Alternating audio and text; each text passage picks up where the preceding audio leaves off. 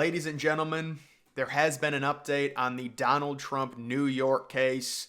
And really, this shouldn't surprise any of us. It took about 5 days for this to be completely inauthentic. Breaking: Trump's conviction could likely be declared a mistrial after a person claiming to be the cousin of a juror posted the day before the conviction on the court's Facebook page. The cousin of a juror posting on the court's Facebook page and basically bragging and saying, yeah, we got that racist MAGA idiot. That's what they were saying. And you can see, thank you for all of your hard work against the MAGA crazies. My cousin is a juror on Trump's criminal case, and they're going to convict him tomorrow, according to her. Thank you, New York courts. And so the whole idea of this being an authentic, normal trial, bipartisan, it's just completely ridiculous. These are human beings. These are just normal people in an area and a district that was 95% against Trump in 2020, according to the vote. But no, it's totally normal. They're bipartisan. You've got the cousin coming out and bragging and saying, doing a victory lap before the final decision supposedly had been reached. And you can see the person down there, well, you just implicated your cousin in a crime. If what you said is true, it is against the law for a juror to discuss the case before it had ended. Thank you for shedding light. And this is just a nice little legal loophole for Trump to get out of this ridiculous case. But we've got more stuff. What even was this case? Because everyone talks about it. You've got liberals on talk shows trying to argue and say how bad Trump is and that he's a convicted felon. And then they can't even tell you what he's being charged with. It's all so ridiculous. This is the ultimate backfire, because the crazy thing is, and this has been reported now, I saw an article, I don't remember the exact publication, but they basically said, yes, the Biden administration has put a ton of pressure on the attorney general to speed run these cases, and they knew this one, because Trump was going to drag the other three into the legal mud with appeals. They knew this one was their best shot at getting Trump the convicted felon tag, and it's been reported they wanted that tag line on Trump because that's what Biden's going to use during the debate. That's going to be the narrative: felon, felon, felon. How can you possibly, in the United States of America, elect a felon to be president? But the more you look into this story and the actual conviction, it is faker than a $4 bill. So let's actually go through this a little bit. A novelty case. Yes, a novelty case is what they're calling. Well, Trump it's a very special situation. It is a former president, so we have to treat him worse than the general public. It's funny how they gaslit everyone and said, well, the law applies to everyone. Evidently not. This is like the first time anyone's been charged with this specific crime that was elevated from a misdemeanor. So Trump's a one of one. He's a real one of one when it comes to this. This is a great way to treat a former president here by the United States courts. It is hard to think of another high-profile trial in which there was so much argument and disagreement about what the defendant was charged with.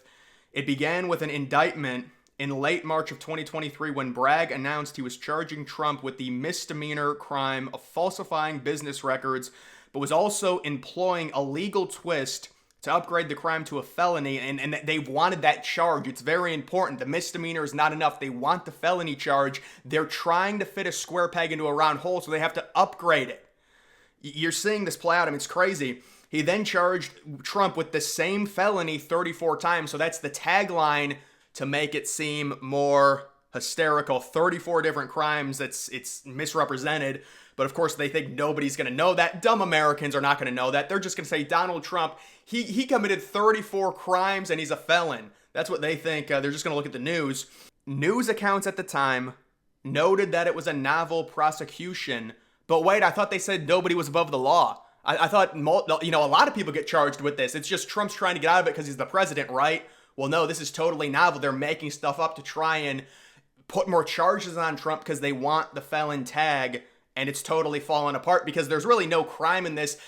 Independent people realize how dumb this is. And the idea of just saying, well, I don't want a convicted felon in the White House. They could charge anyone with anything. That doesn't mean you're an actual felon, especially when you've got a situation like this to where it's so obvious with where this is being held, with who's involved. And we're going to get to that here in a second. It says that no one had ever seen a case quite like the one that Bragg conjured up against Trump. But no, Trump's not above the law. This is a one-of-one case, but no, we have to upgrade it to try and make it worse than it is. But no, he's just a disgusting white man trying to get out of a crime that he committed. That's the narrative, and it just doesn't hold up. It's a square peg into a round box. The case was a novel application of the law and a risky and novel case that rests on a novel legal theory, according to analysts. To use examples from the New York Times, and that's the New York Times basically admitting and saying, this is all hypothetical crap, and it's crazy that a former president would be treated and charged like this. What does that say about our country? We know this is going to make major news. Are we seriously going to twist the law in 50 different directions to try and get him charged? What a horrible charade. And you've got Biden pressuring the Attorney General to force these charges onto Trump. It is all completely illegal. Sometimes the case was called untested and sometimes unique, but the larger point was that Bragg, who ran for office on a promise to pursue Trump. Oh, that's just a coincidence. He ran for office and said, get me in, I'm going to get Trump. And then he made up a bunch of crap and kind of tried to fit legal loopholes together to get him charged with a felony. But no, he's just administering the law fair to everyone, I'm sure. He only ran to get Trump. And then even the New York Times is coming out and saying, yeah, this is ridiculous. There's like 50 different loopholes he's using to try and elevate this crime. We've never seen anything like it. But no, this is normal. Trump is not above the law. You look into this stuff and it gets completely exposed. He had stretched the law to indict his target. Later we learned also from the New York Times that Bragg, whose predecessor had not been able to find a suitable crime to charge Trump with, committing, quote, pushed his prosecutors to scour the penal code for a workable theory. So now it's all come out and it's been admitted by the New York Times. They basically told Bragg, there's nothing here, we can't do it. And he's like, listen, the reason I'm here, the reason I have this position is because I said I was going to get Trump. You need to twist the law any way you possibly can to get him charged. And of course, this thing's very likely going to get thrown out. It's probably going to be a mistrial, but it doesn't even matter even if it sticks. They've already overplayed their hand by trying to get the felony associated with Trump. He's a felon. He's horrible. How dumb are these people?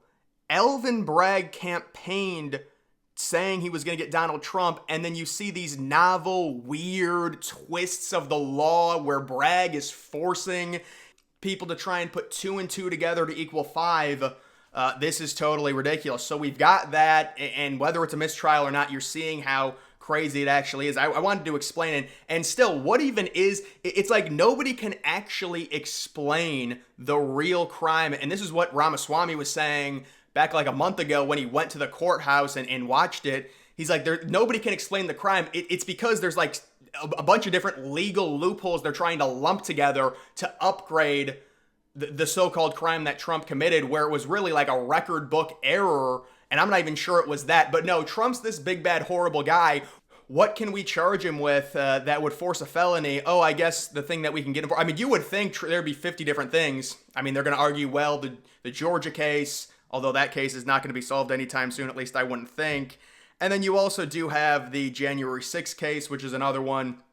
Trump gets into office, he can pardon himself. That one, you're going to appeal that. And then you also do have the documents case, which is very similar to this Stormy Daniels one, where the public really doesn't care because they view the Biden documents situation as very similar to the Trump situation. And also in general, having classified documents, whether you knew it or not, they tried to make it look bad. They took photos and said, look at all this. Oh, they're in his bathroom, when it really was misrepresented. So I don't think that's going to be a problem either. And no one is saying that Trump is perfect. Of course, he's made some mistakes. We all do. But what you can't do is this sham trial where Alvin Bragg is on record saying, please give me power, I want to get Trump. And then his prosecutors are like, listen, there's nothing here, you've got no case. And then he says, ram it anyways, and just create something to enable the felony charge. So even if the mistrial doesn't happen, it's just such garbage and most Americans can see right through it. And it really undermines the whole idea to where you could say, well, Trump's a convicted felon, when Americans understand the context of this case. And I think they were desperate, and Biden knew that Trump was going to drag out the other trials. They weren't going to be completed, and he wanted the convicted felon tag onto Trump. So they've tried to fit a square peg into a round hole, and now they've been caught. And so it's just like saying Trump's a racist or whatever. Remember 2015, the wall situation, you're racist if you don't want illegals into the country. And now it's come out that Biden is basically putting in the exact same border policy that Trump had, and liberals celebrated it back in 2020. And Biden said, we're going to let everyone in. He said it during a debate. And now they have to change course because in terms of, if you look at the polls on immigration, it's like nothing I've ever seen before. I think Biden is minus 45 on immigration in terms of approval rating right now in the United States. So he has to act like a little fish and kind of shiver up in his shell and say, oh, we want a secure border, actually. Don't listen to what I said back in 2020, when I opened everything up the first day in office, on January 21st. Don't look at that when I destroyed all of Trump's border policies. No, we have a secure border now, and it's the Republicans' fault for not passing a bipartisan agreement, which of course they tried jamming other stuff in the border policy, and then they just gaslight and blame Republicans. So this is a very bad situation, and this should not be the norm, and I don't think it will be. And now you're even seeing liberals come out and they're like, look, we don't like Trump, he's bad, but what is this precedent setting? And now we get these headlines that have come out, and Trump really cannot fall for this. If I was coaching Trump, I'd say just stay away from it. Trump says it's very possible, floating the idea of imprisoning political opponents, and Biden has run with it. Of course, it's the biggest hypocrisy ever. That's literally what the Democrats are doing. Donald Trump is winning every single swing state. They're making up charges and trying to fit it into make him a felon so they can use that as political ammo. Listen, back in 2016, Trump, if he wanted to, he could have really went after Hillary.